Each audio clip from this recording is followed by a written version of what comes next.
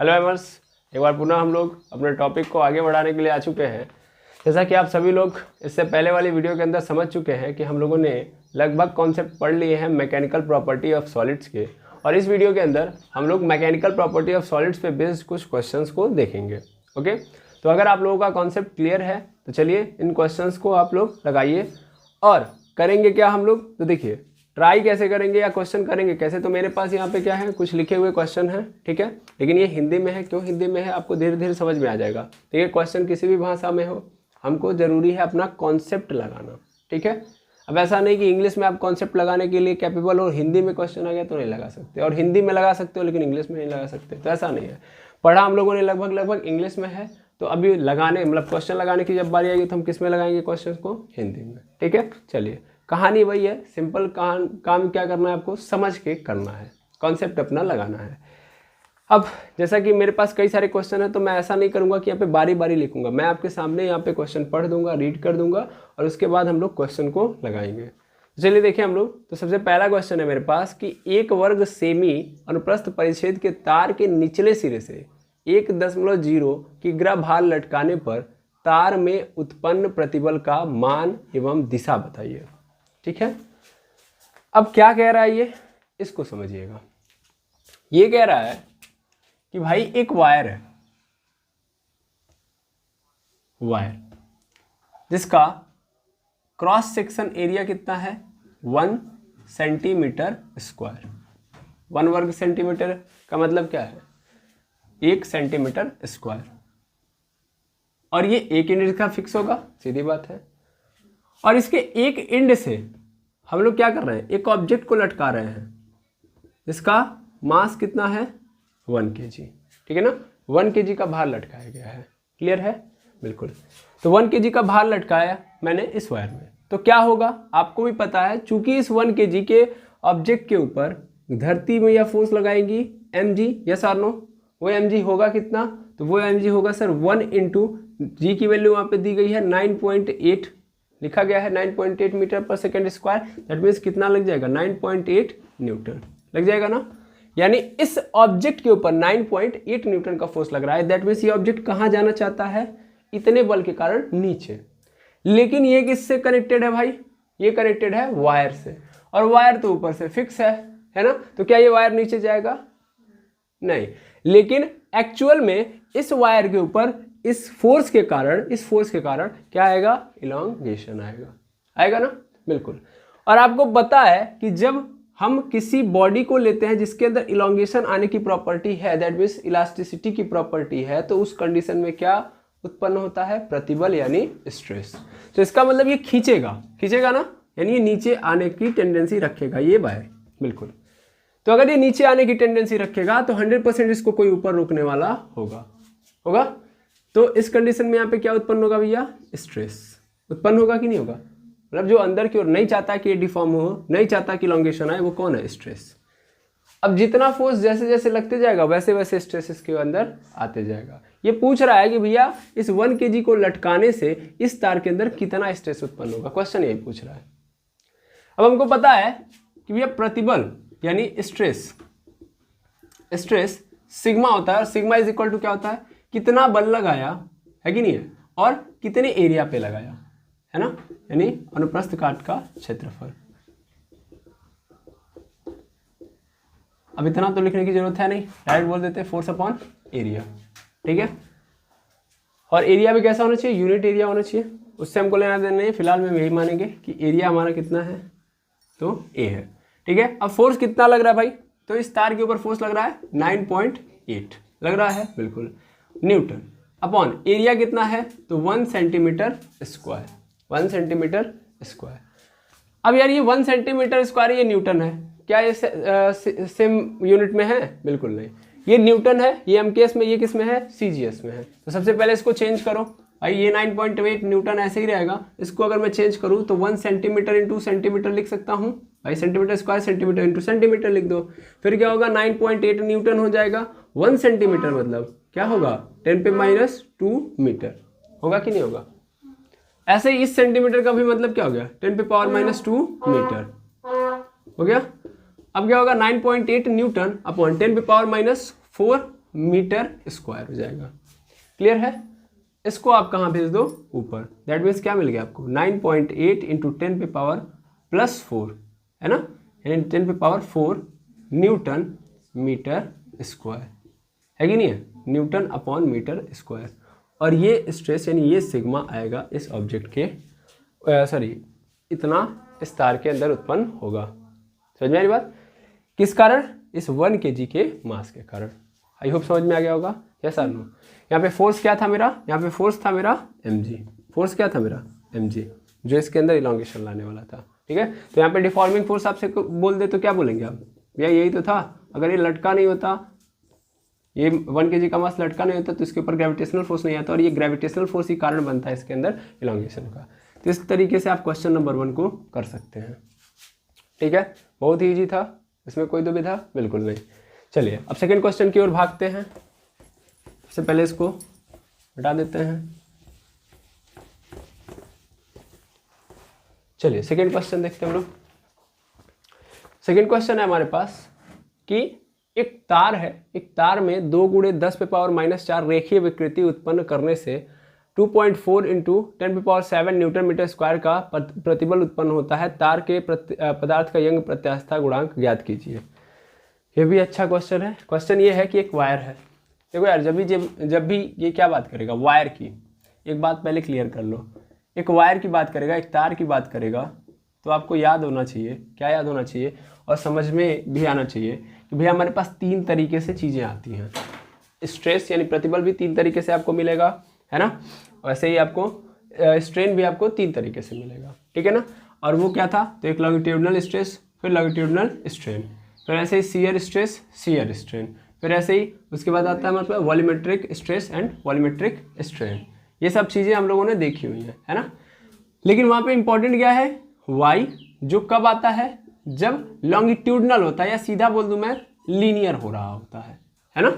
Linear deformation अगर हो रहा है, रेखीय विकृति हो रही है, रेखीय क्या बोलते हैं, स्ट्रेस आ रहा है, तो दैट मीन्स उस कंडीशन में कौन आएगा?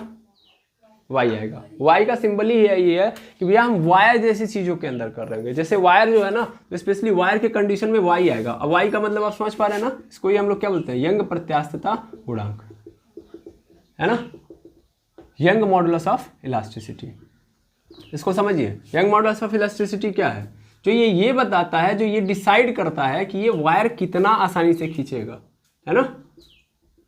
Young modulus of elasticity, sorry elasticity. ठीक है, जो क्या डिसाइड करता है कि भैया इसके अंदर इलास्टिसिटी कितनी होगी, दैट मीन्स इसके अंदर डिफॉर्मेशन कैसा होना चाहिए। अगर वाई की वैल्यू ज़्यादा है इस वायर के अंदर, इसका मतलब इसको डिफॉर्म करना उतना ही टफ है। आई बात समझ में? और जितना वाई की वैल्यू कम, उतना ही इसको डिफॉर्म करना ईजी है। ठीक है, तो वायर के केस में हम लोग क्या लेते हैं? हमेशा वाई। और वाई कैसे आता है आप सबको पता है। ये सभी चीज़ें आई कहाँ से थी? तो सर यहाँ से आई थी कि stress is directly proportional to strain, है ना? यानी प्रतिबल जो होता है वो अनुक्रमानुपाती होता है विकृति के। और यहीं से हम लोगों ने देखा था कि जब मैं इक्वल का साइन हटाऊंगा तो अगर ये स्ट्रेस कैसा है, अगर ये लॉन्गिट्यूडनल है, कैसा है? लॉन्गिट्यूडनल है स्ट्रेस, और यहाँ पे स्ट्रेन कैसा है? लॉन्गिट्यूडनल है। तो अनुदैर्ध्य प्रतिबल के कंडीशन में और अनुदैर्ध्य विकृति के कंडीशन में यहाँ पे डायरेक्टली प्रोपोर्शनल का साइन हटेगा, तो सिग्मा तो रहेगा ये, लेकिन यहाँ पे क्या आ जाएगा? वाई। यहाँ पे क्या आ जाएगा? वाई। और विकृति क्या होती है आपकी? Epsilon direct. अब इसका मतलब क्या होता है? Force upon area is equal to Y into, इसका मतलब क्या होता है? L upon capital L. L upon capital L मतलब ये कितना है? Elongated length. इलोंगेटेड लेंथ मतलब जितना वृद्धि हुआ है ना? लंबाई में जितना वृद्धि हुआ है, तो लंबाई में वृद्धि जितनी हुई है। और ये क्या है? इसकी ओरिजिनल लेंथ। सीधा मैं लिख देता हूँ ओरिजिनल लेंथ, या बोल सकते हो प्रारंभिक लंबाई। ठीक है, यहाँ से आता है ये। और ये ज़्यादातर केसेस में आपको कहाँ मिलेगा? वायर में, है ना? क्योंकि वायर में कैसा डिफॉर्मेशन होता है? लीनियर होता है। तो लीनियर होगा तभी ये आएगा, है ना? क्योंकि हमने सीखा भी है ना? ऐसे वायर बनाते थे, क्या करते थे? फिर फोर्स अप्लाई करते थे, रॉड वॉड लेते थे, वायर हो गया, रॉड हो गया, इसमें क्या करते थे? फोर्स लगाते थे, तो क्या होता था? लंबाई में वृद्धि होती थी।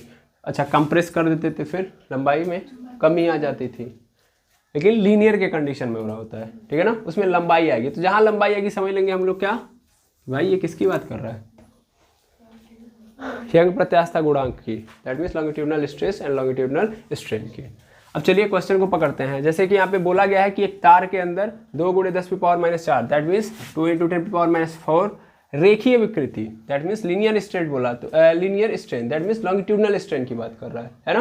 तो इसका मतलब मैं क्या बोल सकता हूँ कि ये किसका मान दिया है, एप्सिलॉन का मान दिया है 2 × 10⁻⁴, ठीक है। अच्छा, और उसके बाद क्या है, उसके बाद है 2 × 10⁻7 न्यूटन मीटर स्क्वायर है, कितना स्ट्रेस है, मतलब इतना अगर हम चाहते हैं कि इसके अंदर स्ट्रेन आए, मतलब कोई वायर है, इस वायर के अंदर हम चाहते हैं कि इतना स्ट्रेन आए, कितना स्ट्रेन आए, इतना, तो इसके लिए मुझे कितना स्ट्रेस देना पड़ रहा है, मुझे स्ट्रेस देना पड़ रहा है या स्ट्रेस उत्पन्न हो रहा है इस कंडीशन में 2.4 × 10⁻7 न्यूटन मीटर स्क्वायर, ठीक है। 2.4 × 10⁻7 न्यूटन मीटर स्क्वायर। तो आपसे कह रहा है कि भैया इसका y कितना होगा इस वायर का। सिंपल क्वेश्चन ये है कि मैं अगर इतना डिफॉर्मेशन चाह रहा हूँ, ठीक है, तो उस कंडीशन में इतना स्ट्रेस होना चाहिए, ठीक है, इतने स्ट्रेस से इतना डिफॉर्मेशन आएगा। तो ये बता दो कि इस कंडीशन में ये वायर है कैसा, जैसे मतलब इसका यंग मॉडुलस ऑफ इलास्टिसिटी कैसा है, ठीक है। तो डायरेक्ट हम कहाँ लगा सकते हैं, यहाँ लगा सकते हैं। हमको सिग्मा पता लगा देंगे, sigma is equal to Y into epsilon. यहाँ पे सिग्मा की वैल्यू कितनी है 2.4 × 10⁻7 इज इक्वल टू वाई की वैल्यू वही तो पता करने आए, एप्सिलॉन की वैल्यू 2 × 10⁻⁴, ठीक है, बिल्कुल। अब इसको मैं उठा के इधर भेज दूंगा तो क्या हो जाएगा, यहाँ पे हो जाएगा 2.4 × 10⁻7 अपॉन पूरे के नीचे 2 × 10⁻⁴ इज इक्वल टू वाई, हो गया। अब मैं अगर y की वैल्यू यहाँ से फाइंड आउट करूँ तो क्या होगा 10⁻⁴ तो ऊपर चला जाएगा और ये हो जाएगा 1.2, क्योंकि 2 से कट जाएगा ये 1.2 इंटू यहाँ पे क्या हो जाएगा, ये ऐड हो जाएगा, यहाँ पे हो जाएगा 10⁻7 और 4 कितना हो जाएगा 11 हो जाएगा। और वैल्यू कितनी होगी इसकी, तो इसकी वैल्यू हो जाएगी हमारी न्यूटन मीटर स्क्वायर, यही होगी न्यूटन मीटर स्क्वायर। क्यों, क्योंकि इसका भी वही यूनिट होता है जो किसका होता है, जो स्ट्रेस का होता है, ठीक है। तो y की वैल्यू आ गई, सिंपल क्वेश्चन था, यस और नो, बिल्कुल। तो इस तरीके से आपको करना है, बाकी चीज़ें याद रह जानी चाहिए आपके मन में, ओके। चलिए इसको भी आप नोट कर लिए होंगे। अब हम अगले क्वेश्चन की ओर भागते हैं।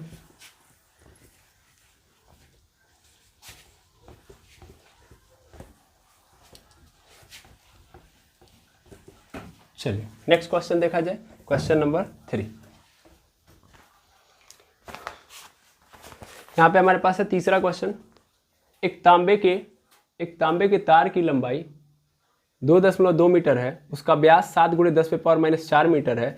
इस तार से 5 किग्रा भार लटकाने पर उसकी लंबाई में क्या वृद्धि होगी।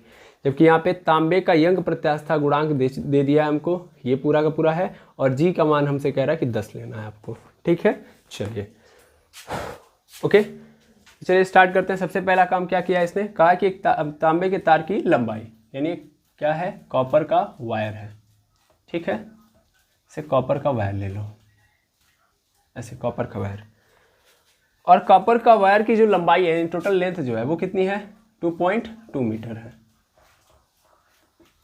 2.2 मीटर है। कह रहा है इसका जो व्यास है, इसका व्यास मतलब आप समझ पा रहे हैं, जो वायर है वायर का व्यास, तो डायमीटर कितना है, तो डायमीटर इज इक्वल टू हमको दे दिया है 7 × 10⁴ मीटर, ठीक है, ओके। और सॉरी यहाँ पे माइनस में है, माइनस में होगा, आप भी समझ सकते हैं कि भैया 7 × 10⁻⁴ मतलब 70,000 मीटर। अब 70,000 मीटर चौड़ा कोई तार हो पाएगा, that is not possible. 7 × 10⁻⁴ metre है, ओके। कह रहा है इस तार से 5 किग्रा भार लटकाया गया, यानी इससे हम लोगों ने क्या किया है, एक ऑब्जेक्ट लटका दिया है और उसका जो वेट है वो कितना है 5 kg है, ठीक है। तो क्वेश्चन ने ये बोला है कि इसकी लंबाई में कितना वृद्धि होगी। ये सेम टू सेम पहले क्वेश्चन के जैसा, ये क्वेश्चन नंबर 3 है। अब देखेंगे फिर से सेम काम करेंगे, है ना। हमको पता है कि 5 kg का जब हम लटकाएंगे तो इस 5 kg के ऊपर क्या फोर्स लगेगा सर, mg लगेगा। mg मतलब 5 ऑलरेडी है और g की वैल्यू हमको कितनी लेनी है 10 लेनी है है ना। तो यानी कितना हो जाएगा 5 दामे 50 न्यूटन, यानी इस ऑब्जेक्ट के ऊपर 50 न्यूटन लगेगा और इस ऑब्जेक्ट के ऊपर 50 न्यूटन लगेगा। दैट मीन्स ये ऑब्जेक्ट किससे कनेक्टेड है, वायर से कनेक्टेड है और वायर एक इंच पे क्या है, फिक्स है, आपको अपने आप में एज्यूम कर लेना है। तो ये 100% 50 न्यूटन किसके ऊपर ट्रांसफर होगा, इस वायर के ऊपर। और अगर इस वायर के ऊपर 50 न्यूटन का बल लग रहा है, दैट मीन्स ये तो कैसे काम कर रहा है, ये 50 न्यूटन इस वायर के अंदर डिफॉर्मेशन लाने का काम करेगा, है ना। यानी हमारे लिए क्या हो गया, डिफॉर्मिंग फोर्स हो गया। यस और नो। तो कह रहा है कि अगर डिफॉर्मिंग फोर्स आ गई है तो ये बताओ कि इसके अंदर, किसके अंदर, इसके अंदर कितना वृद्धि आएगी, क्योंकि पहले कितना है 2.2 मीटर है, तो 100% अब डिफॉर्मिंग फोर्स आया तो इसकी लंबाई में वृद्धि कराएगा ही कराएगा। अच्छा, पहले क्वेश्चन में पूछ रहा था दिशा किधर की ओर होगी, हम लोगों ने उसमें दिशा नहीं बताई थी, डायरेक्शन नहीं बताया था कि किधर डिफॉर्मेशन होगा, सॉरी स्ट्रेस किधर उत्पन्न होगा। तो यार सीधा सीधा मतलब है जिधर हम फोर्स लगाते हैं उसके अपोजिट डायरेक्शन में क्या लगता है, स्ट्रेस लगता है। ये स्ट्रेस की डायरेक्शन है, ये डिफॉर्मिंग फोर्स की डायरेक्शन है। तो उस वायर के अंदर ये बताओ स्ट्रेस की डायरेक्शन किधर रही होगी, ऊपर की ओर, क्योंकि डिफॉर्मिंग फोर्स किधर की ओर थी, नीचे की ओर। सेम टू सेम यहाँ भी है, डिफॉर्मिंग फोर्स की डायरेक्शन नीचे की ओर है, तो स्ट्रेस किधर की ओर उत्पन्न होगा, ऊपर की ओर। क्लियर है, बिल्कुल। अब मैं अगर यहाँ से आगे बढ़ूँ, दैट मीन्स ये 50 न्यूटन का फोर्स लगा हुआ है, सब कुछ समझ में आ ही रहा है। बस फॉर्मूला क्या लगाना है sir, F/A is equal to क्या है हमारे पास, Y इंटू L/L। अब ये देखो, ये जो आपको दिया है वो आपको किसकी वैल्यू दिया है, कैपिटल L की। तो सबसे पहला काम ये करते हैं फिजिक्स में, सबसे पहली बात, अगर डायग्राम बना सकते हो तो आप डायग्राम बना लो।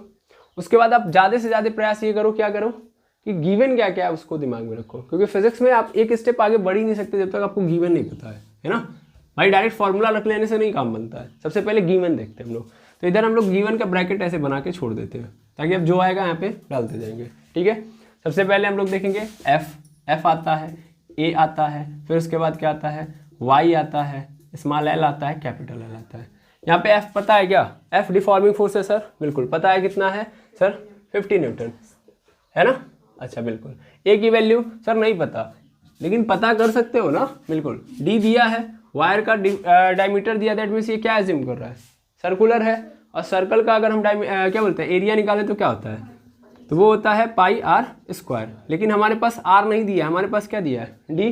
तो इसका मतलब क्या करूँगा मैं, यहाँ पे पाई इंटू आर के जगह पे क्या लिख दूंगा, d/2 लिख दूंगा, क्योंकि डी दिया है तो हम d/2 का स्क्वायर कर देंगे, क्योंकि हमने पढ़ा है भाई अपने जीवन काल में r इज इक्वल टू क्या होता है, d/2। तो ये लिख दूंगा मैं, क्लियर है। अब मैं यहाँ पे देखूंगा तो पाई इंटू डी की वैल्यू कितनी है, तो सर डी की वैल्यू 7 × 10⁻⁻4 है। पूरे के नीचे क्या हो जाएगा 2 और पूरे का स्क्वायर हो जाएगा। पाई की भी वैल्यू रख दो 22/7 रख दो। अब फिर इसको सॉल्व करो, कितना आ जाएगा भैया 22/7 इंटू ये हो जाएगा 7 × 7 × 10⁻⁻4 × 10⁻⁻4। डायरेक्ट लिख दो इसको, कितना 10⁻⁸, क्योंकि इसमें पावर में मल्टीप्लाई हो जाता है, 2 4 जा 8। पूरे के नीचे क्या हो जाएगा 2 से 22 कट जाएगा 11 बार में, 7 से एक 7 कट जाएगा 1 बार में, कट गया। तो क्या आ गया मेरे पास आ चुका है यहाँ पे 11 7 जा 77 × 10⁻⁸ मीटर स्क्वायर। आएगा कि नहीं आएगा, और ये हमारा क्या होगा, एरिया होगा। यस और नो, क्लियर है। तो ये आ गया। अरे सर यहाँ पे एक मिस्टेक आपने कर दिया कि 2 × 2 रहेगा, हाँ स्क्वायर है ना भाई, 2 × 2 रहेगा। दैट मीन्स यहाँ पे क्या आएगा 2 रहेगा अभी नीचे।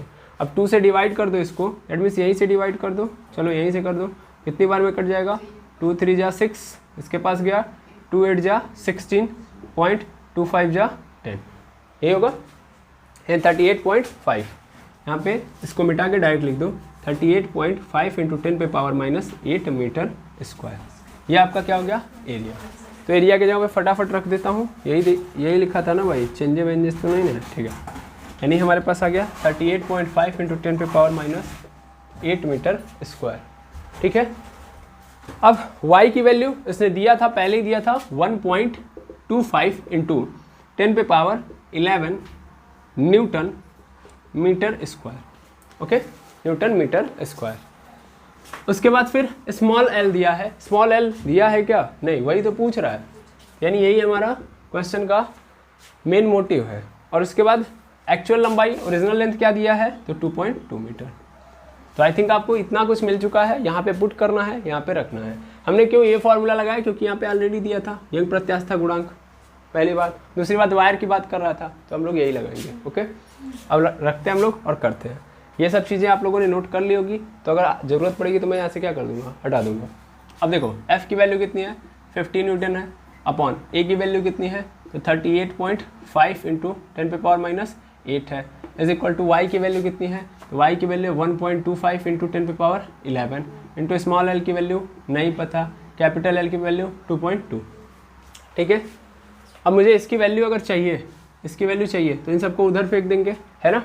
दैट मीन्स यहाँ पे क्या आ जाएगा 50 इंटू 2.2 अपॉन पूरे के नीचे क्या आ जाएगा 38.5 इंटू 10⁻⁸ आएगा, इंटू यहाँ पे ये भी चला आएगा नीचे 1.25 into 10⁻11 is equal to L हो जाएगा।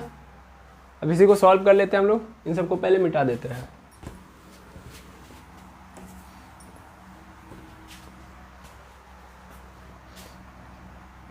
mg is equal to 50 newton. ठीक है, चलिए इसको सॉल्व करें।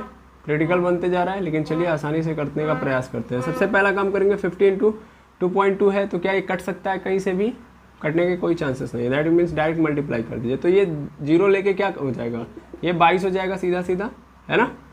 और यहाँ पे देखो सबसे पहले क्या कर लो, अगर ईजी करना है तो डेसिमल हटा दो, और सभी डेसिमल कहाँ से हटाओ, इसके पास से जीरो ले लेके। अगर इससे ये एक जीरो ले लेगा तो ये 385 बन जाएगा, हाँ या ना, गुड़े ये ले लेगा 2 जीरो तो कितना बन जाएगा, तो ये बन जाएगा आपका 125 गुड़े। अब क्या हुआ, ये तो 10⁻⁸ था लेकिन इसमें से 3 जीरो हमने यूज कर लिया, दैट मीन्स 10 पे पावर कितना बच गया, 8 बच गया, इज इक्वल टू एल, है ना। अब देखो ये 10⁻⁸ है, 10⁻+8 है, क्या हो जाएगा 0, खत्म कहानी इसकी, बिल्कुल। और इधर 5 से काट दो इसको, 5 से काटोगे कितनी बार में कटेगा, तो 5 सते 35 और इसके पास गया तो फिर से क्या हो जाएगा 5 सते 35 ही होगा, यानी 77 बार में कट जाएगा। क्या आ गया मेरे पास, तो मेरे पास आ गया 22/77। अच्छा इसको और भी काट दो, सॉर्ट कर दो, 11 2 जा 22, 11 7 जा 77, तो क्या आ गया मेरे पास 2/7 इंटू 125, और यहाँ पे पूरी कहानी 1 हो चुकी है, इज इक्वल टू एल। ठीक है, दैट इम्प्लाइज अब मैं यहाँ पे क्या करूँगा, तो डिवाइड करूँगा, लेकिन डिवाइड करने से पहले पूरा कैलकुलेट तो कर लूँ। तो 2 ये 7 से मल्टीप्लाई कर दूंगा तो 7 5 जा 35, 3 बच गया, 7 2 जा 14, 14 3 17, 7 1 जा 7, 7 और 1 8, यही आ जाएगा 875। अब 875 से हमको क्या कर देना है, डिवाइड कर देना है 2 में, तो चलिए 2 में डिवाइड कर देते हैं 875 से, नहीं जाएगा तो 0 0 बढ़ गया, लो 1 0 और लगा दो, अभी भी नहीं जाएगा, 1 0 और बढ़ाओ, 1 0 और, कितनी बार में जाएगा, कम से कम 2 बार तो जाएगा ही जाएगा, तो 2 बार करेंगे तो कितना हो जाएगा, ये हो जाएगा 10, फिर ये 5 और ये क्या हो जाएगा 70, है ना, इतना आएगा। तो कितना बच गया भैया, 250 बच गया, है ना, 250, अभी भी नहीं जाएगा तो फिर 10 लगा, ये 0 बढ़ा लो, फिर 8 3 जा नहीं जाएगा, मतलब मतलब ये 2 ही बार जाएगा, तीसरी बार तो जाने के चांसेस नहीं है, देख लीजिए 8 3 जा 24 हो जाएगा, 75 ऑलरेडी है तो बढ़ जाएगा ना, दैट मीन्स इतनी बार में ही जाएगा। तो मैं इसको भी छोड़ देता हूँ, सिर्फ इसको पकड़ता हूँ, अपना काम बन गया। ठीक है, तो आंसर क्या आ गया मेरे पास, आंसर आ गया L is equal to 0.002 metre. आएगा समझे, और ये आपका क्या हो गया आंसर। तो इस तरीके से ये क्वेश्चन होगा, आई होप समझ में आया होगा, क्लियर है। चलिए इसी तरीके से हम लोग अब अगले क्वेश्चन की ओर भागते हैं।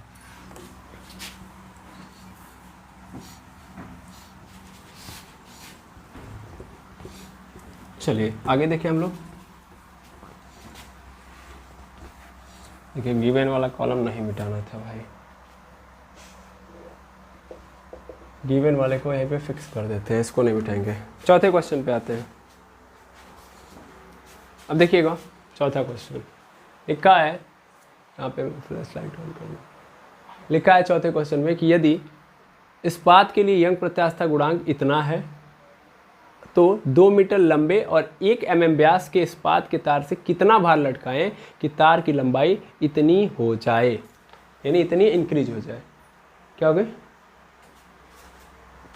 चलिए ध्यान से समझिएगा। कह रहा है कि इस्पात है, इस्पात मतलब स्टील, एक स्टील है, इसको बंद कर दीजिएगा, एक स्टील है, यहाँ पे किसकी बात कर रहा है, स्टील, स्टील को ही हम लोग क्या बोलते हैं, इस्पात। ठीक है, अब एक स्टील है, उस स्टील को पकड़ते हैं हम लोग, ये रहा स्टील, स्टील का एक रॉड है, सीधा सीधा मतलब है, एक इंच इसका पहले सबसे पहले क्या कर दो, फिक्स कर दो, अब क्या है कहानी, इसकी समझते जाइएगा। कह रहा है कि इसके लिए यंग प्रत्यास्था गुणांक, यानी सबसे पहले y की वैल्यू दे दिया है, कितना दे दिया गया 2.0 × 10⁻11 न्यूटन मीटर स्क्वायर। उसके बाद क्या दिया गया है कि इसकी लंबाई जो है यहाँ से लेके यहाँ तक, इसकी जो लेंथ है ओरिजिनल लेंथ वो कितनी है 2.0 मीटर। दैट मीन्स L की वैल्यू हमको दे दिया है 2.0 मीटर, ठीक है। उसके बाद कह रहा है कि इसका जो व्यास है डायमीटर है 1.0 mm स्क्वायर है, सॉरी mm स्क्वायर कहाँ से होगा, एरिया हो जाएगा वो। तो D की वैल्यू कितनी है 1.0 mm, ठीक है। दैट मीन्स R की भी वैल्यू दे दिया है, और R की वैल्यू कितना दे दिया है 1.2 mm। अब इसको भी mm में सबसे पहले किस में कन्वर्ट करो, मीटर में कन्वर्ट करो। मीटर का मतलब क्या होगा भैया 1/10⁻³ हो जाएगा, हाँ या ना। डायरेक्ट क्या कर लीजिए आप, यहाँ पे लिखिए 1/2 × 10⁻³ ऊपर होगा कि नीचे होगा, सर ऊपर होगा, बहुत ज़्यादा प्रॉब्लम होती है। 1/2 mm, सबसे पहला काम क्या करिए 1/2 है तो 0.5 और इंटू 10⁻³ और ये बन जाएगा आपका मीटर। आया समझ में, क्या हुआ? तो 1.0 है, दैट मीन्स 2 करेंगे ना R को, R क्या होता है R = D/2। चलिए देख लीजिए भाई, आप ही कंफ्यूज रहेंगे तो दिक्कत हो जाएगी। R = D/2, D की वैल्यू कितनी है 1.0, 2 से डिवाइड करेंगे कितना आ जाएगा 0.5, लेकिन ये किस में आया है mm में आया है। अगर हम चाहते हैं कि मीटर में लेके जाएं तो हमको क्या करना पड़ेगा 10⁻³ से मल्टीप्लाई करना पड़ेगा, है ना, क्योंकि 1 मीटर में कितने हज़ार mm 1000 mm, ठीक है। तो R की वैल्यू ये आ गई, L की वैल्यू ये आ चुकी है, Y की वैल्यू ये आ चुकी है, ठीक है। तो हमसे क्या बोल रहा है, हमसे बोल रहा है कि इसमें कितना भार लटकाएं। दैट मीन्स हमसे किसकी बात कर रहा है, कितना भार लटकाएं, मतलब कितना फोर्स आ जाए इसके पास, कि उस फोर्स के कारण ये अपनी लेंथ के अंदर कितना इलोंगेशन ला पाए, तो 1 mm बढ़ा पाए, यानी इसकी इलोंगेशन कितनी हो पाए 1 mm। That means small l की वैल्यू कितनी है 1 mm। 1 mm मतलब 1 × 10⁻³ मीटर। याद रखेंगे यूनिट सबसे ज़रूरी है, यूनिट सही होना चाहिए, ठीक है। हो गया, इतनी सारी चीज़ें हम लोगों ने देख ली कि भैया यंग मॉडुलस ऑफ इलास्टिसिटी इतना है, लेंथ इसकी इतनी है, डायमीटर हमको दिया था, वहाँ से रेडियस इतना है, और हमेशा सबको याद रखेंगे कि न्यूटन मीटर वगैरह में लेके चलेंगे। फोर्स है तो न्यूटन में, बाकी लेंथ वगैरह है तो मीटर में। दैट मीन्स MKS को फॉलो करो, सीधा मतलब ये है। F हमसे पूछ रहा है कि कितना फोर्स दूँ मैं इसको कि इसके अंदर इलोंगेशन कितनी आ जाए, इतनी हो जाए, यानी वृद्धि इतनी हो जाए, ठीक है। अब हमको क्वेश्चन करना है, सिंपल वही काम करना है फिर से, F/A = Y × क्या हो जाएगा स्मॉल l/कैपिटल L। F की वैल्यू कितनी है भाई, यहाँ पे वही तो पता करने आए हैं। A की वैल्यू, सर हमने इसको क्या माना है सर्कुलर माना है, दैट मीन्स हम πr² लिख देंगे, बिल्कुल। Y की वैल्यू ऑलरेडी दी गई है 2.0 है, दैट मीन्स 2 लिख लो × 10⁻11 इंटू L की वैल्यू कितनी है 1 × 10⁻³ है, इसको लिख दो। तो 1 को अभी फिलहाल में नहीं रखते हैं, सीधे सीधे 10⁻³ अपॉन पूरे के नीचे कैपिटल L है, तो कैपिटल L की वैल्यू कितनी है तो 2.0, वो मीटर में है, बिल्कुल ये मीटर में है, तो ये प्रॉपर है, ठीक है। वैसे भी mm में थोड़ी ना देगा वो, ओके। अब ये 2 हो गया, अब 2 से 2 क्या हो गया कैंसिल आउट हो गया है ना। अब क्या बचा है मेरे पास F, यहाँ पे देखो पाई की वैल्यू मतलब पाई = 22/7 इंटू R की वैल्यू कितना लेंगे हम लोग, तो R की वैल्यू हमारे पास कितना है 0.5 इंटू 10⁻³ और इसका हम क्या करेंगे स्क्वायर करेंगे, बिल्कुल। तो अगर हम करेंगे तो क्या आ जाएगा मेरे पास F/A, इधर क्या होगा 10⁻11 है और ये 10⁻³ दैट मीन्स क्या हो जाएगा 10⁻+8 हो जाएगा। अच्छा यहाँ पे क्या है, नीचे क्या चल रहा है, तो 22/7 इंटू यहाँ पे 0.5 का स्क्वायर दैट मीन्स कितना हो जाएगा 0.25 हो जाएगा, हाँ या ना, बिल्कुल। इंटू 10⁻³ दैट मीन्स 10⁻6 = 10⁸ हो जाएगा। यार यहाँ पे ये दिख रहा है 22/7 से लेना देना है नहीं, क्योंकि अगर कोई कटने वाला है ही नहीं तो मतलब नहीं है, तो 22/7 लेते ही नहीं है, हम डायरेक्ट क्या ले लेंगे 3.14, वो ज़्यादा वैलिड रहेगा, है ना, क्योंकि यहाँ पे सब पॉइंट में खेल चल रहा है। तो मैं इसको ले लूँगा, फिर मैं इसको इधर भेज दूँगा क्योंकि मुझे F चाहिए। F = क्या मतलब 10⁸ इंटू कितना हो जाएगा 3.14 इंटू 0.25 इंटू 10⁻6 हो गया। अब 10⁸ ऐसे ही रहेगा, 3.14 0.25 10⁻6 है, तो सबसे पहले इसको इसी से हटा दो, कितना बचेगा मेरे पास 10⁻2 इंटू 3.14 इंटू 0.25 आ गया। इस जीरो का यूज कर लो, 314 हो जाएगा, दैट मीन्स यहाँ पे 314 हो गया इज इंटू 0.25। अब 0.25 से इसमें क्या कर दो, मल्टीप्लाई कर दो। क्लियर है? चलो मल्टीप्लाई कर देते हैं हम लोग 314 में, तो 314 में गुणा कर देते हैं 0.24 से। ठीक है, तो फिलहाल में बारी बारी करते हैं। अच्छा चलिए बारी बारी करते हैं, अदरवाइज हम लोग डायरेक्ट भी कर सकते हैं ना, 25 से डायरेक्ट किया जा सकता है। चलिए पहले आप बारी बारी कर लीजिए। 5 चौक के 20 यानी 5 4 जा 22 बचा, 5 1 जा 5 2 7 5 3 जा 15, ये 15 हो गया। फिर 2 से करेंगे 2 4 जा 8 2 1 जा 2 2 3 जा 6। 0 से भी कर लो भाई, 0 से करेंगे हम लोग तो यहाँ पे 0 0 0 क्या होगा 0, 8 और 7 15, और यहाँ पे हो गया 8 और यहाँ पे हो गया 7 और यहाँ पे 0। कितने पॉइंट बाद डेसिमल है 2, तो यहाँ पे लगा देंगे 2, दैट मीन्स क्या गया 78.50 आया समझ में। तो यानी क्या गया 78.50 और ये हो गया एफ की वैल्यू, यानी इतना न्यूटन का फोर्स लगेगा तो क्या आएगा मेरा, इतना डिफॉर्मेशन आएगा। ठीक है, लेकिन क्वेश्चन ने क्या बोला था, क्वेश्चन ने ये बोला था कि कितना भार लटकाया जाए। सोच पा रहे हैं, कितना भार लटकाया, यानी कितना भारी वस्तु लटकानी चाहिए यहाँ पे। तो ये जो आंसर दिया गया है एक्चुअल में वो किसका मान है, mg का, है ना, mg का मान है कि नहीं है। अगर आपसे पूछ देता है यहाँ से कि ये बताओ कितना मास का ऑब्जेक्ट रखा जाए, तो क्या करते हैं हम लोग, ठीक है ना। याद रखो ये किसका वैल्यू है, ये एक्चुअल में है भाई। यहाँ पे किसी ऑब्जेक्ट को जब तुम लटकाए हो, यहाँ पे लटकाए हो, मुझे नहीं पता था उसका मास कितना था, सॉरी यहाँ पे मैंने मान लिया मास m है। मुझसे ये पूछता कि कितना किग्रा का यहाँ पे लटकाया गया है ऑब्जेक्ट, तो क्या करोगे, सीधा सीधा ये लटकाने के कारण ही क्या होगा, ये पूरा सिचुएशन बनेगा, यानी इतना फोर्स आएगा तभी तो। और ये फोर्स कब आएगा, जब मैं m मास का कोई ऑब्जेक्ट लटकाऊंगा।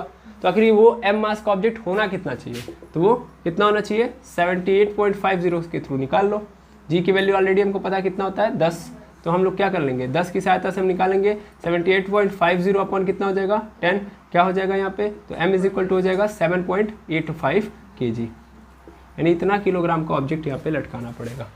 ठीक है, यस और नो, क्लियर है। तो इस तरीके से ये वाला क्वेश्चन हो जाएगा। ठीक है, अब देखिए रैंडमली हमने किया है। देखिए एक चीज़ मैं आपको स्पष्ट बता दूं, क्या कि मैं कैलकुलेशन कर रहा हूं तो आप मेरे साथ देखते रहिए। हो सकता है माइनर मैं जल्दी जल्दी कर रहा हूं तो कहीं ना कहीं मिस्टेक मैं कर दूं, ऐसा नहीं है कि मैं एरर नहीं कर सकता, बिल्कुल कर सकता हूँ, कहीं ना कहीं मिस्टेक कर सकता हूँ मैं। तो अगर मैं कहीं पे मिस्टेक करता हूँ तो अगर आप लोगों को नज़र आ रहा है क्विक बताइए, और अगर बाद में आप लोगों को नज़र आ रहा है तो आप कमेंट कर दीजिएगा। ठीक है, मैं एक्सेप्ट पहले ही कर ले रहा हूँ भाई, हो सकता है मिस्टेक। ओके, इसके आगे बढ़ा जाए। चलिए नेक्स्ट क्वेश्चन की ओर मूव करते हैं।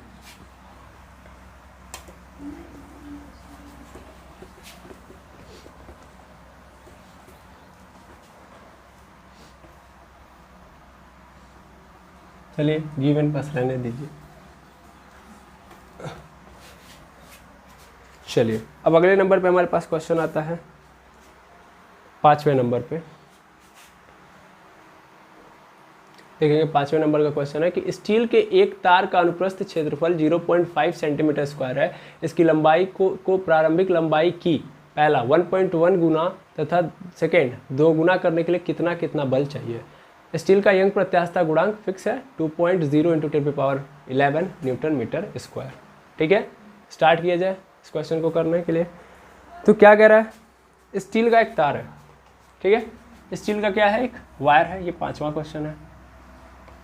इस 5वें क्वेश्चन को देखते हैं हम लोग।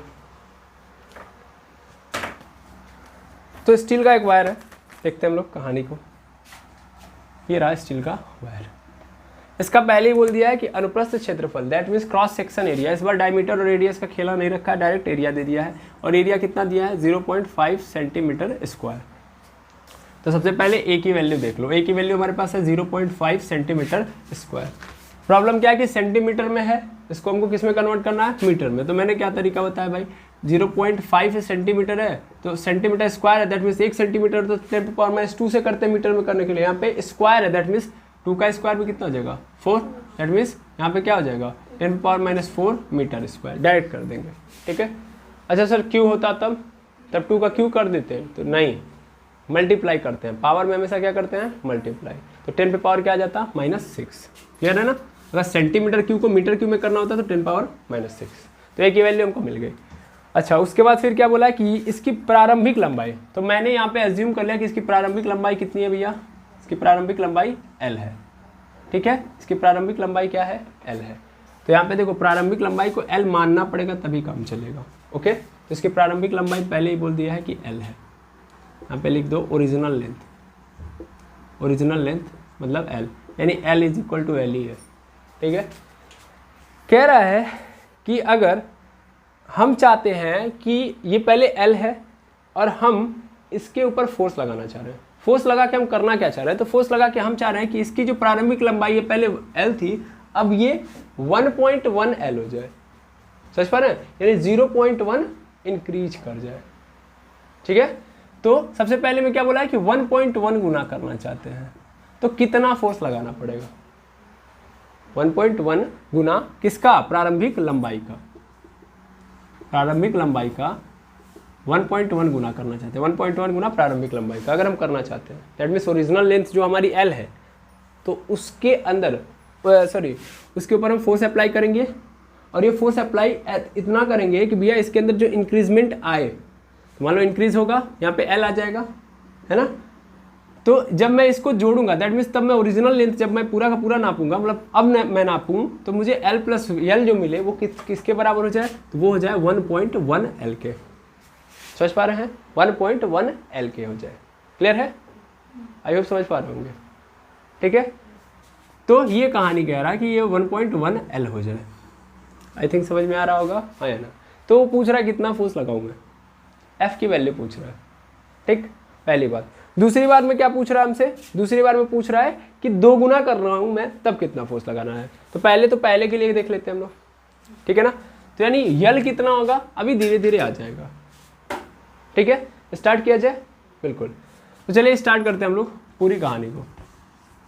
और हाँ, इसने पहले ही बोल दिया कि स्टील का जो यंग प्रत्यास्थता गुणांक है, इसको आप रट भी लीजिए। स्टील जहाँ मिलेगा इसका मतलब क्या होगा, 2 × 2.0 × 10⁻11 newton metre square.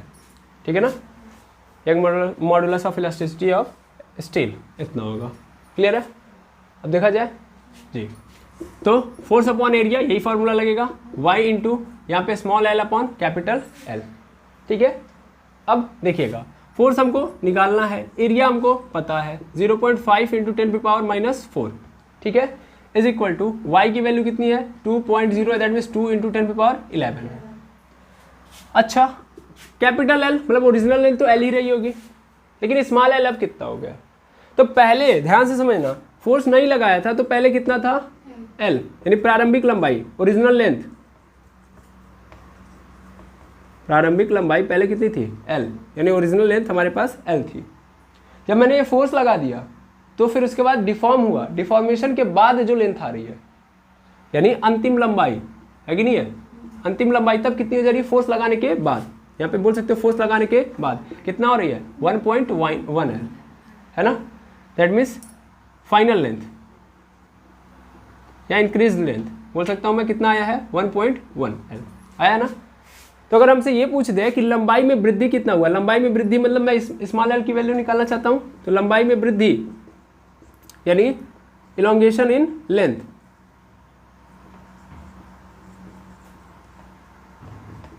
Elongation in length, elongation in length कितना आएगा, तो हम क्या करेंगे प्रारंभिक वाले में से अंतिम वाले को हटाएंगे कि अंतिम वाले से में से प्रारंभिक को घटा देंगे, अंतिम वाले में से, है ना। तो फाइनल लेंथ में से घटा दो किसको, किसको, ओरिजिनल लेंथ को, और ये मिल जाएगा तब हमको स्मॉल l का मान।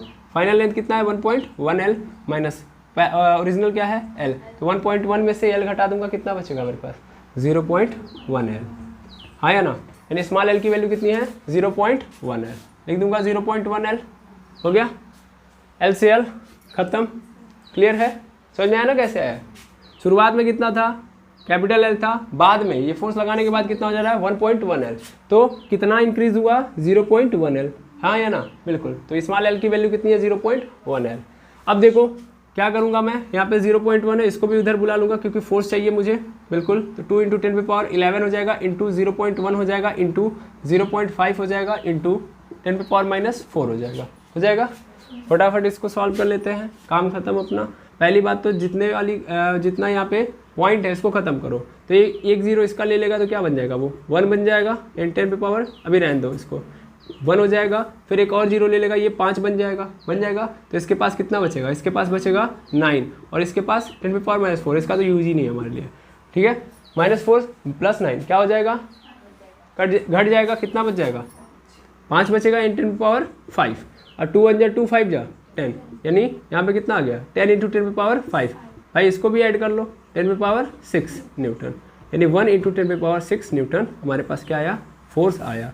यानी अगर मैं इस तार के ऊपर क्या कर रहा हूँ, 1 × 10⁻6 न्यूटन का बल लगाऊंगा, तो इसकी लंबाई जो है 1.1 L हो जाएगी, जो पहले L थी, ठीक है ना। यानी 1.1 गुना प्रारंभिक लंबाई का हो जाएगा।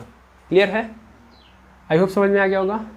बिल्कुल, ये तो पहला स्टेप था। अब सेकेंड स्टेप है, इसे देख लेते हैं। जब ये क्या करना चाहता है, डबल करना चाहता है, यहाँ पे तो 1.1 टाइम्स करना चाह रहा था ओरिजिनल लेंथ का या इनिशियल लेंथ का, लेकिन अभी क्या होगा, इसको भी मैं मिटा देता हूँ, 2 गुना करना चाहता है।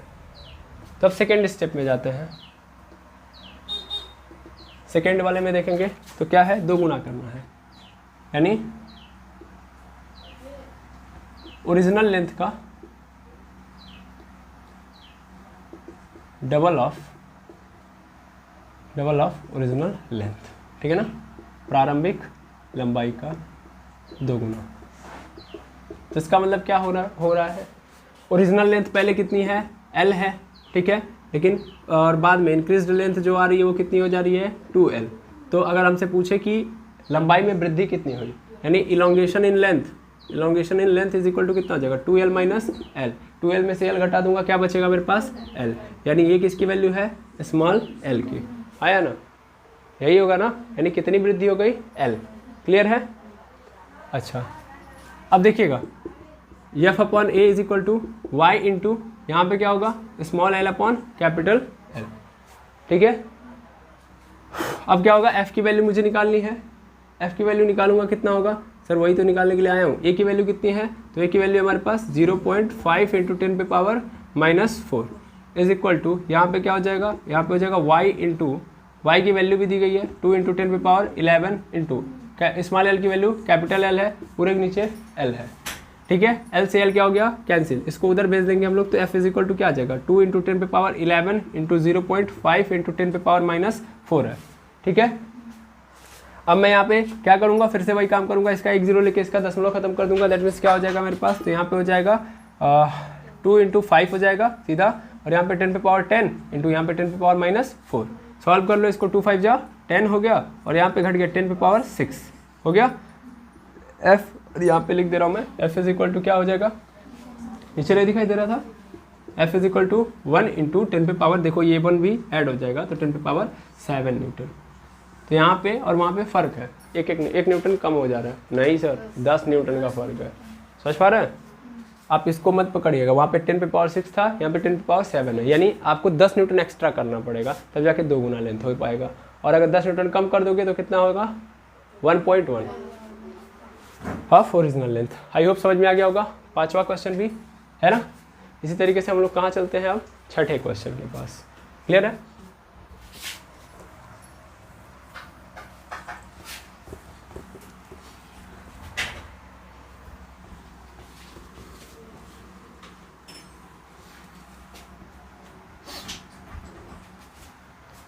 छठा क्वेश्चन देखेंगे, जहाँ पे लिखा है कि धातु के एक तार की त्रिज्या 0.35 mm है। यहाँ पे पहले मैं आपके सामने पढ़ देता हूँ क्वेश्चन, आप एक बार देख लीजिएगा, उसके बाद हम लोग आगे बढ़ेंगे। देखिए लिखा है कि धातु के एक तार की त्रिज्या, that means radius of a metal कितना है, 0.33 mm है, 35 mm है। और कह रहा है कि इसकी जो लेंथ है, अगर मैं चाहता हूँ कि इसकी लेंथ में कितना की वृद्धि कर दूँ, मैं 0.2% की इनका इंक्रीजमेंट कर दूँ, तो इसके लिए मुझे कितने फोर्स की नीड होगी, आवश्यकता होगी। ठीक है, तो चलिए इसको देखते हैं हम लोग। चलिए देखें हम लोग क्वेश्चन को। क्योंकि कह रहा है कि एक धातु यानी मेटल का एक वायर है, ठीक है, यहाँ पे वायर है और उस वायर की जो रेडियस है, एंड रेडियस ऑफ वायर, सीधा सीधा मैं लिखता हूँ यार, यहाँ पे आर की वैल्यू हमारे पास है 0.35 mm। अब इतना तो एक्सपीरियंस आ गया है कि हम एज्यूम कर ही सकते हैं, आर की वैल्यू 0.35 mm है।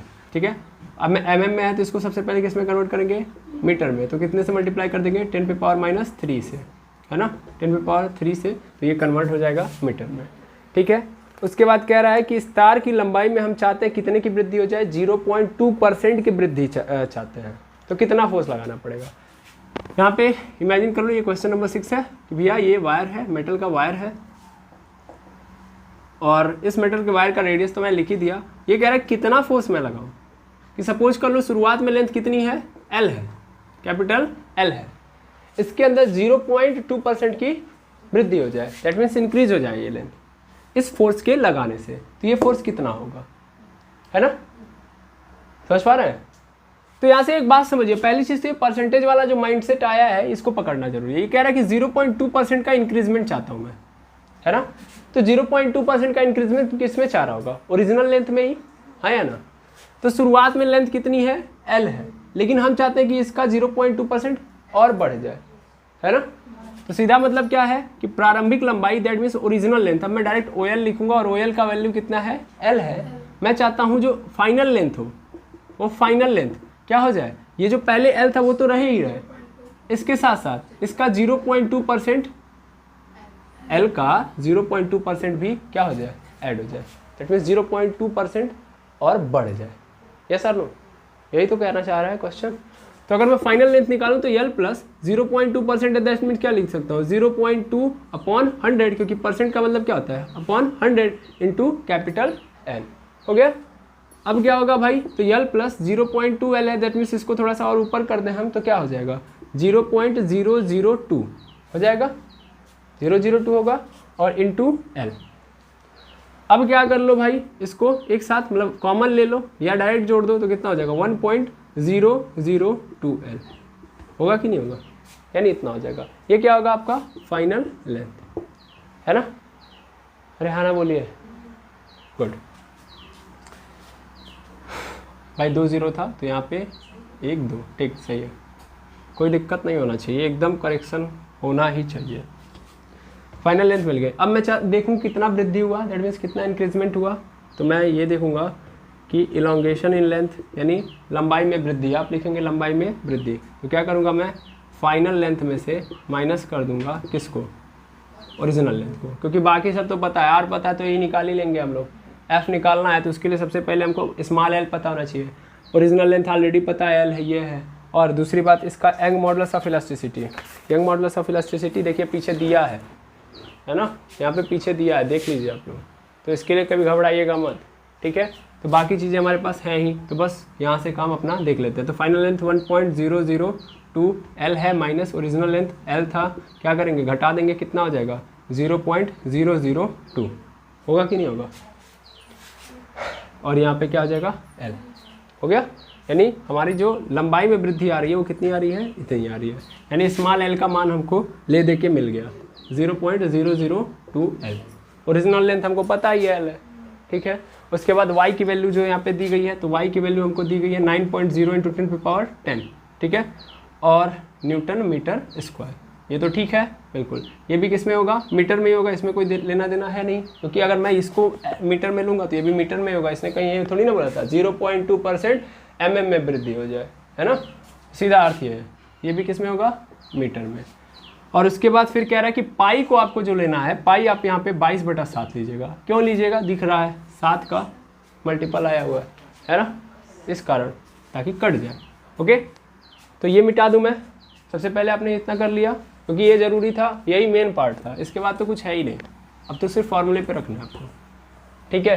तो फटाफट रख लेते हैं फार्मूले पे। फार्मूला क्या होगा सर, सिंपल वही जो अभी तक चलते आया है, F/A = small l upon capital L। F की वैल्यू वह निकालने के लिए तो आई ही है ना, A की वैल्यू πr², y की वैल्यू 9 × 10⁻10 है ना, इंटू स्मॉल l की value 0.02 L upon original length यानी कैपिटल है। क्लियर है बिल्कुल। यहाँ पे F/A, यहाँ पे तो कोई लोचा है नहीं, बिल्कुल नहीं है, और इसका 0 लेके इसको ख़त्म कर डालो। अब यहाँ पे पाई मतलब 22/7 लेना है, अच्छा वाला कंडीशन दिया, और r की वैल्यू कितनी है 0.35, तो स्क्वायर करोगे तो 2 बार हो जाएगा, है ना। डायरेक्ट कर लेते हैं, एक एक स्टेप घटा दे ज़्यादा बेटर है। r की वैल्यू 0.35 फिर 0.35 फिर इसके साथ साथ जो इसका वो था तो 10 पे पावर माइनस डायरेक्ट क्या हो जाएगा 6, इतना होता है स्क्वायर करने पे मल्टीप्लाई हो जाता है। हो गया। अब इससे मल्टीप्लाई कर दो, ये कितनी बार में कट जाएगा 5 बार में, यानी 0.5 बार में। क्या बचा मेरे पास, इसके नीचे बचा यहाँ पे 22 गुणे 0.5 इंटू 0.35 इंटू 10 पे power minus 6 is equal to, यहाँ पे देखेंगे तो यहाँ पे कितना जीरो लगेगा, यहाँ पे 3 जीरो दिया जाएगा तब जाके इसका खत्म होगा डेसिमल, यानी 9 इंटू 10 पे पावर 7 होगा और इंटू क्या हो जाएगा यहाँ पे 2। इन सबको इधर बुला लो तो क्या बन जाएगा हमारे पास f is equal to 9 into 10 पे पावर 7 इंटू 2, दैट मीन्स यहाँ पे इसको रखो 9 टू जा 18, डायरेक्ट लिख देता हूँ क्योंकि 9 का मल्टीप्लाई 2 में होगा तो 18, और ये 10 पे पावर 7 और ये 10 पे पावर क्या है -6 और इंटू यहाँ पे क्या हो जाएगा आपका 22 इंटू 0.5 इंटू 0.35। क्लियर है, बिल्कुल। अब फटाफट देख लीजिए कैसे करेंगे हम लोग। तो ये 7 है और ये क्या है आपका -6, क्या करेंगे हम लोग ख़त्म कर देंगे, केवल एक 10 बचेगा और उस 10 को आप यूज में लगा लीजिए इसको ख़त्म करने में, ठीक है ना। अच्छा ठीक है 5 में ही कर लीजिए, 5 में हम ये इसलिए नहीं कर रहे थे कि जितना आएगा बाद में आधा कर देंगे, लेकिन चलिए कोई बात नहीं, आप 0.5 को ही ख़त्म कर दीजिए। तो 18 इंटू 22 इंटू यहाँ पे क्या हो जाएगा 5 इंटू यहाँ पे कितना हो जाएगा 0.35, यही होगा। अब क्या करिए इन सब का मल्टीप्लाई कर दीजिए, काम खत्म। तो 18 पचे 90 इंटू 22 इंटू 0.35, है ना, क्लियर है। अब इस जीरो को फिर से उठा के इसमें डाल दीजिए, इजी करते रहते हैं। तो यहाँ पे क्या हो जाएगा 9 टू जा 18, 9 टू जा 18 और 18 1 19 हो जाएगा, इंटू ये जीरो से इसका क्या हो जाएगा 3.5 हो जाएगा, ठीक है। अब इसमें बस मल्टीप्लाई कर दीजिए, आपका आंसर आ गया। तो 198 में 3.5 से करते हैं तो 5 8 जा कितना हो जाएगा 44 बचा, 5 9 जा 45, 49 हो गया, 5 1 जा 5 और फिर क्या हो जाएगा 9, 3 8 जा कितना हो गया 24, दैट मीन्स 4 2 बचा, 3 9 जा 27, 27 2 29, 2 बचा, 3 1 जा 3 और 5, क्लियर है। 0 यहाँ पे क्या हो जाएगा 9 4 13, 1 बचा, ये 19 और ये 6, 1 पॉइंट बाद है तो दैट मीन्स 1 प्लेस बाद है तो 1 पॉइंट प्लेस बाद लगा दिया, दैट मीन्स आंसर क्या क्या मेरे पास 693 न्यूटन। आया समझ में, इतना न्यूटन का फोर्स लगाएंगे तब जाके कुछ होने वाला है। आई होप समझ में आ गया होगा, यस और नो, क्लियर है। चलिए इसको आप क्या कर लीजिए, नोट डाउन कर लीजिए। अब हम अगले क्वेश्चन के पास जाते हैं। चलिए इसको मैं मिटा रहा हूँ। हाँ लेकिन एक चीज़ मैं यहाँ पे समझा दूँ, पहली बात कि कई लोग आएंगे यहाँ पे ये बोलेंगे, या कई लोग के मन में ये चल रहा होगा कि मैंने उतना पूरा का पूरा फॉर्मेशन किया था 0.02 L का, कि मतलब इतनी वृद्धि हो जा रही है तो इतना करना है, ठीक है। और पूरा लंबा प्रोसीजर किया था, पहले लंबाई L ओरिजिनल लेंथ ली थी, फिर L पकड़ा, मतलब इलांगेशन मतलब टोटल लेंथ फिर निकाली कि बाद में जब फोर्स लगाया जाएगा तो कितना होगा, तो फिर L प्लस 0.00 L किया, मतलब 0.2% ऑफ L निकाला, फिर उसको ऐड किया, इतना सब किया। हम डायरेक्ट चाहते तो स्मॉल L का मान निकाल लेते, क्या करते हैं हम लोग कैपिटल L का क्या करते हैं 0.2% निकाल लेते, वही तो होगा भैया, इतना बढ़ा है इतना निकाल लेते हैं, काम खत्म हो गया होता है। तो हमको उतना पूरा करने की ज़रूरत नहीं है, ठीक है। तो आगे अगर ऐसे वृद्धि वाले क्वेश्चन आते हैं तो हमको डायरेक्ट भी करना है, तो लेकिन फिलहाल के लिए मैं आपको एक प्रॉपर वे में समझाना चाह रहा था, इसलिए किया, ओके।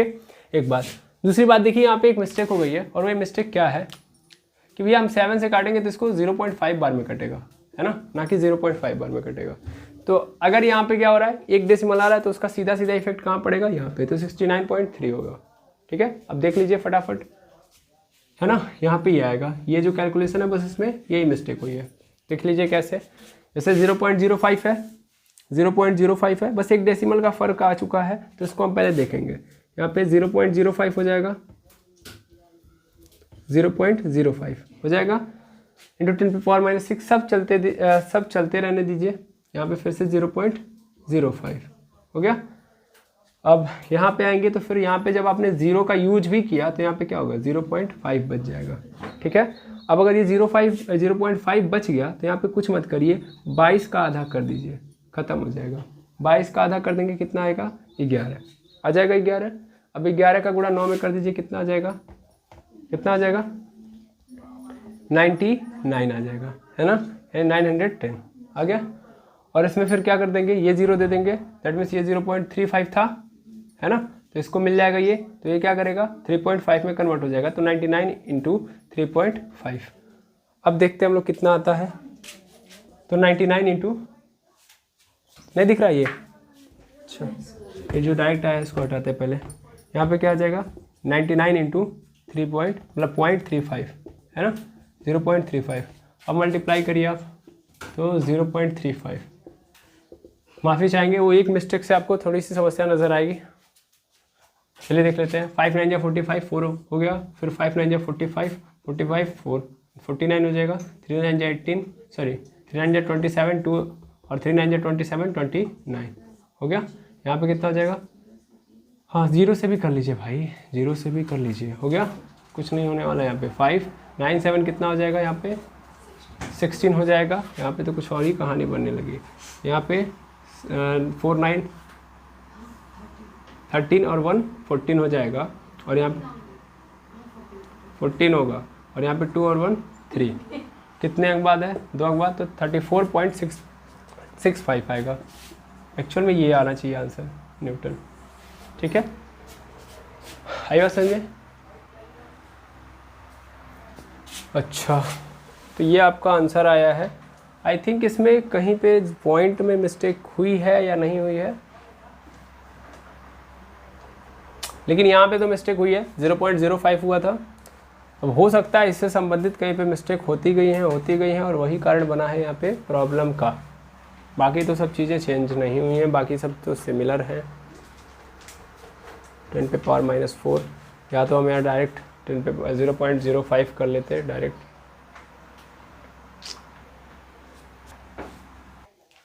तो यहाँ पे एक चीज़ समझिए, यहाँ पे एक चीज़ को लेके हम लोग चलते जा रहे हैं, और वही एक मिस्टेक से हम लोग फंसते जा रहे हैं। पहले बार में 693 आया, यहाँ पे बस पॉइंट टू पॉइंट का मिस्टेक होते जा रहा है। जैसा अभी हम लोगों ने जस्ट देखा कि इसको काटेंगे तो 0.05 आएगा, लेकिन हम लोगों ने 0.5 किया था पहली मिस्टेक। तो सबसे पहले इसको सही किया हम लोगों ने, 0.05 हुआ। ठीक है, यहाँ पे देखते जाइए कैसे ये मिस्टेक्स होती गई हैं। मैं चाहता हूँ पहले ध्यान से देखें आप, ये हल्की सी मिस्टेक के कारण ऐसा हो गया। ठीक है, यहाँ पे 0.35। उसके बाद फिर हम लोगों ने इसको पकड़ा, यानी इसको लिया और यहाँ पे लेके चले आए, दैट मीन्स यहाँ पे 0.05 होगा। ठीक है, ध्यान देते जाएंगे, सही करते जाऊँगा। फिर यहाँ पे 0.05 है, तो हम लोगों ने क्या किया था, हम लोगों ने ये जो 1 बचा था, मतलब 10 बचा था, इसमें ऐड कर दिया। दैट मीन्स क्या हो गया, यहाँ पे 0.5 हो गया। अब क्या किया, तो भाई अब यहाँ से देखो, यहाँ से सबको सही करना है तो पूरे को मिटा दो। ठीक है, अब सही हो जाएगा अपना। ठीक है, अब देखो, अब सीधा मतलब ये है कि 22 का आधा कर दो, 0.5 कर लो 22 का आधा, तो 18 गुणे 11 गुणे 0.35, क्योंकि ये क्वेश्चन हम लोगों ने पहले किया हुआ है, तो इसलिए आंसर इसका सही आ नहीं रहा है ना। तो अभी इसमें मैं करूँगा तो कितना आ जाएगा, इससे करूँगा तो 198 हो जाएगा, और 198 इंटू 0.35 होगा। यस और नो? अब इससे करोगे तो 100% क्या आ जाएगा, 69.3 न्यूटन आ जाएगा। ठीक है, ये होगा, देख लीजिए नीचे दिखाई दे रहा है ना। तो एक्चुअल में ये आएगा, थोड़ा सा माथा पच्ची करना पड़ा इसमें, क्योंकि एक जगह पे मिस्टेक हुई और उसी मिस्टेक को हम लोग लेके आगे बढ़ते चले गए। तो इसके लिए मैं माफ़ी चाहूँगा। अब हम लोग चलते हैं क्वेश्चन नंबर 7 की ओर। ओके, अब क्वेश्चन नंबर 7 देखते हैं हम लोग क्या है हमारे पास। मैं इसको मिटा रहा हूँ, अब बहुत ज़्यादा टाइम ले लिया इसने।